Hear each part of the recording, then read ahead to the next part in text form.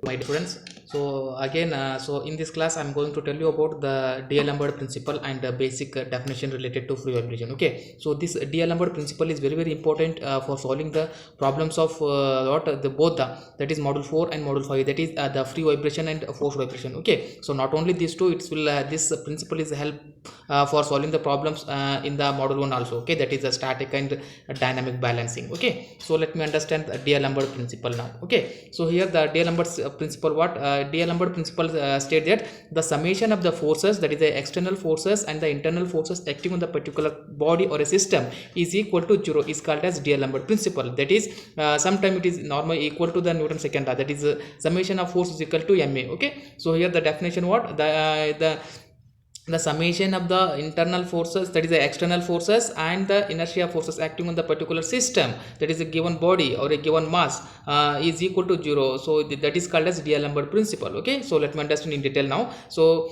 the inertia forces is equal to the mass times and the acceleration and its direction opposite to the acceleration, that is so F is equal to ma. So here the external forces is equal to the what the external, that is inertia forces. Okay, so that is about the D'Alembert principle. Okay, so based on this principle only we are going to solve the problems of free vibration and the forced vibration. Okay, so here let me understand with a diagram. So here I shown you in the diagram also, so how the inertia forces will that is what the D'Alembert principle will applicable. Okay, so this is about the, by using this I am going to solve this is one equilibrium method. Okay, here consider a spring mass damper system. So this is a consider a spring mass damper system. So first figure indicate the equilibrium position, second diagram indicate the displaced position, that is the deflection, and third is the displaced position. Okay, so this method we have to what I am going to solve is this is equilibrium method. Okay, D'Alembert principle is also called as equilibrium method. That is, I told you number, again I will repeat, the D'Alembert principle said that the summation of inertia forces plus external forces acting on the particular component or a mass is equal to 0. That is called as what? D'Alembert principle. It is also called as a equilibrium method, or it is also called as what? That is a Lagrange's D'Alembert principle. Okay, so here so I told you again F is equal to ma. So the F is equal to ma I only wrote here, the inertia forces is equal to the mass time and the acceleration and its direction opposite to the acceleration, is called as D'Alembert principle. Okay, consider a spring mass damper system, here I shown. Okay, where m is a suspended mass that is from the spring, that is in measured in kg, k is the stiffness of the spring, that is measured in Newton per meter, delta is equal to deflection of the spring due to the weight of the mg. Okay, so and x is the displacement given to the mass by the application of inertia external forces from its equilibrium position, that is mean position. Okay, so this is about the spring mass damper system. Okay, only spring mass system. Okay, so figure A, this figure A indicate what? The equilibrium position, that is a static equilibrium position, that is the original position. Okay, just to give the some deflection at a distance of x, that figure shows the what? Figure B, that is it is displaced from the equilibrium position at a distance of weight, because of weight that this mass is going to pull downward. Okay, that displacement is x. Okay, so and here the spring force will be developed, that is k into delta. Okay, the third definition indicate the displaced position. Okay, so what this method is called as equilibrium method. Okay, how the equation will come I am going to tell now. Okay, here after applying this, there are three forces acting on that, that is one is an inertia forces, that is mx double dot upward direction. Okay, so some inertia forces will be acted upon the upward direction. Okay, so I told you the here so only the x indicate what? The displacement, x dot single dot indicate that what? The velocity, and x double dot indicate what? Acceleration. Okay, so inertia force is equal to what? Mx double dot. Okay, here also spring is there, so because of spring it will during the motion it will restore the forces. Okay, so that is the spring force is what? Acting in the downward direction. Okay, so that is what? The spring force into x into plus delta, that is a deflection. Okay, that force is acting on the downward, and one more force will be acting on that, that is a gravitational force, that is weight is equal to mg. Okay, here the gravitational force acting on the mass below the downward direction, that is gravitational force is equal to weight is equal to mg. Okay, these are the three forces acting on the particular mass. Okay, so that is the inertia forces and spring force, gravitational force. Okay, according to the D'Alembert principle, what? The summation of, okay, this is very important, this equation you have to remember throughout your life, that is in mechanical career. Okay, so what is the D'Alembert principle said? The summation of inertia forces plus external force is equal to 0. So here from the free body diagram, what we seen in the last, that is the last slide, that is the diagram. So here the inertia force is equal to what? Mx double dot. Okay, mass into acceleration, and the external force is equal to what? Plus k x plus delta minus, that is what? The gravitational force minus mg. Okay, so these are the and also you can take the direction. Okay, so upward direction you are going to consider opposite, upward downward direction you are going to consider negative, that is vice versa. Okay, while writing here. Okay, mx double dot plus k x plus delta, this is an external force and this is also external force. Okay, minus mg is equal to 0. Okay, take, I also, so I shown here, take the upward forces consider as positive and the downward forces is going to consider as negative. You can take the vice versa, no problem. Okay, so just to simplify this equation, that is mx double dot as it is plus k into x kx plus k into delta, that is deflection k delta minus mg is equal to 0. Okay, therefore we have what mg is equal to k delta from the diagram. Okay, so here what again, x double dot plus k by m, so you just to divide by this m. Okay, so here you will going to get what, otherwise you take the common. Okay, you just to divide this. Okay, so x double dot plus kx by m x, okay, plus k delta, but we have the k delta is equal to what, k delta is equal to mg, so gravitational force. Okay, x double dot plus k by m x is equal to 0, so give you question number 1. Okay, but we have, see, k by m is equal to what, this is a what, natural frequency, that is square root of k by m.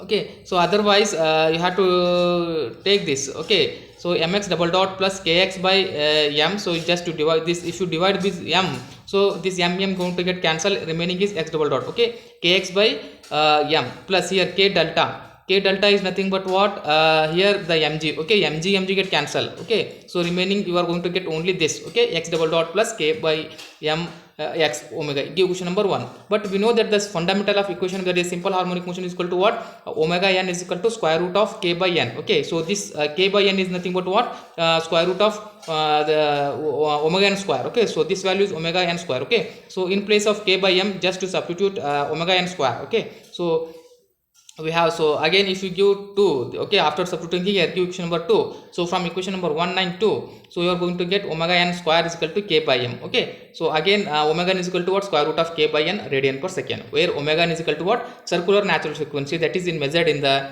radian per second. Okay, so here radian per second, this symbol, this unit is very very important while solving the problem. Okay, so the natural frequency f of n is equal to what, fn is equal to omega n by 2 pi. Just to substitute omega n value, so 1 by 2 pi as it is, root of k by m. Okay, so also mg is equal to k delta, so k by m, so is equal to g by delta, that is deflection. Give equation number, that is 3, this is equation number 4. Okay, substitute equation number 4 in equation number 3, you are going to get what, in terms of the natural frequency, f of n is equal to 1 by 2 pi square root of g by delta, that is in hertz. Okay, frequency measured in hertz, and this circular frequency is radian per second. Okay, don't make confused in examination. Many times students will write the omega n value is in hertz and that one. Okay, that is not correct. So omega n value is radian per second and the natural frequency unit is what, hertz. Okay, the time period is given by what, the reciprocal of time period, that is called as the reciprocal of one time period is equal to 1 by f. Okay,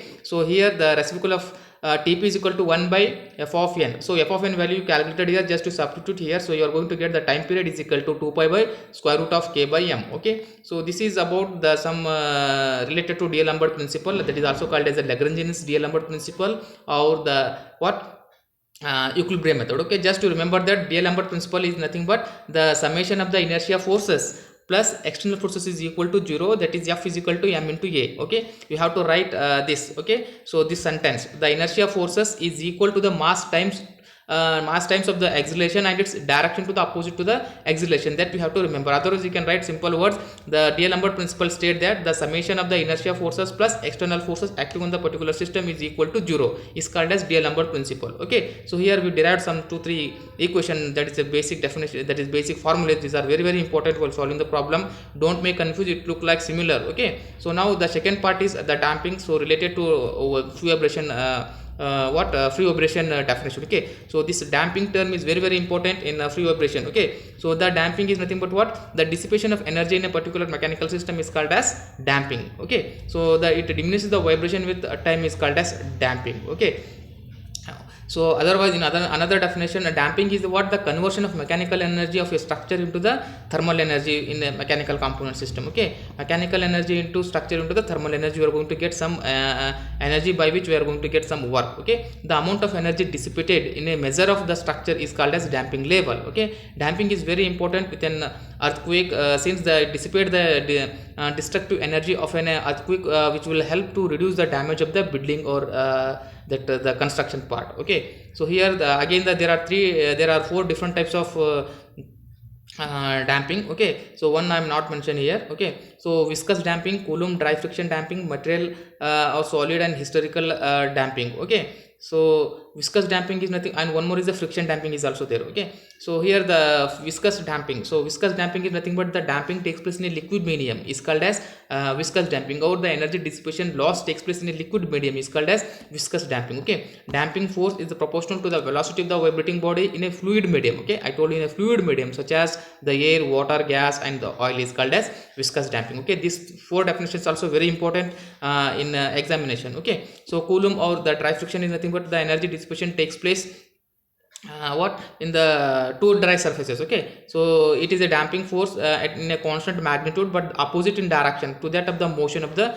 vibrating body between the dry surfaces. Okay, even if you look at the two, take your two hands and rub each other, okay, there is a loss of energy that is called as Coulomb damping or dry friction, that is a dry friction. Okay, so material or solid or historical damping. Okay, so here the energy loss takes place in a small material, that is intermolecular structure. Okay, so here the energy is absorbed or dissipated by a material during the deformation due to the friction between the internal planes. Okay, so any internal molecular structure will be there will be the loss of energy takes place. Okay, that is about the material or solid or historical historic damping. Okay, so here I shown again the dampings are, there are three types. These are also very important, and the upcoming slide we are going to derive these three equations. Okay, underdamp, overdamp, critical damp. Okay, so just to observe here the vibration, how in the underdamp system here the amplitude going to decreases. Okay, here some beginning the vibration is high, again small, again it going to decrease and reaches to the equilibrium position. Okay, overdamp means what, directly the vibration takes place large here, okay, and reaches to this, and critical damping means it will become to the equilibrium position. Okay, so with respect to motion and time. Okay, so this is about the underdamp, overdamp, critical damp. Okay, so just to remember, underdamp means something what, if the damping factor is greater than 1, if the damping factor is lesser than 1 is called as underdamping, if the damping factor is greater than 1 is called as overdamping, if the damping factor is equal to 1 is called as critical damping. Okay, so here the next one is the resonance. Okay, this is also very important. To reduce the resonance in a mechanical component, we are going to study the force vibration. Okay, that coming to the, that is the next model. Okay, so resonance is nothing but when omega is equal to omega n, there is a chance of producing a resonance in a mechanical component. Okay, there is a chance of favoring the mechanical component. Okay, that is called as resonance. Okay, here also I shown in the amplitude versus frequency diagram. Okay, so when the frequency of an external excitation is equal to the natural frequency of a vibrating body, the amplitude of the vibration becomes excessively large. Okay, this method is called as resonance. That is, omega is, when the omega is equal to omega n in a problem, there is a chance of producing a resonance. Okay, so due to resonance there is a lot of breakage of mechanical component takes place. Okay, so because here the resonance, it will, the vibration takes place a very high amount. Okay, so this is called as resonance. Okay, so just to remember, resonance is nothing but when omega is equal to omega n, such condition you are going to call as resonance. Okay, to reduce the resonance in a mechanical component or any vibration component, that is vibration component, we are going to study the force vibration. Okay, how to reduce the resonance is very important. Okay, to reduce the resonance, we are going to use the damper,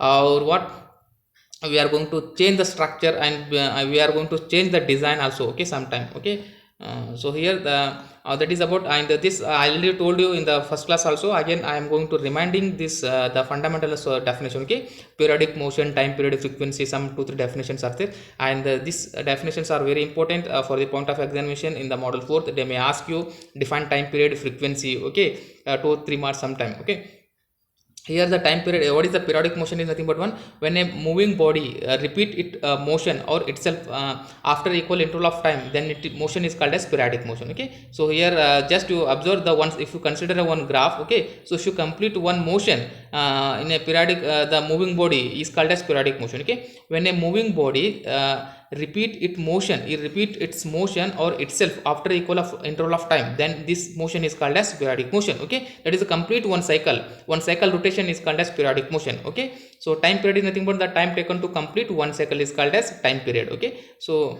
frequency is nothing but what the number of cycle moved by a body per unit time. Okay, take any one particular body, that moving body, number of cycle, how many times you are going to repeat it, that is called as frequency. Okay, number of cycle moved by a body per unit time with respect to time is called as frequency. Okay, if I drawn diagram means you will understand this. Okay, amplitude of vibration, that is the maximum displacement of a vibrating body from its mean equilibrium position. Okay, take one cycle, that is in simple harmonic motion, from its mean equilibrium position to the maximum displacement is called as amplitude of motion. Okay, that is denoted by x.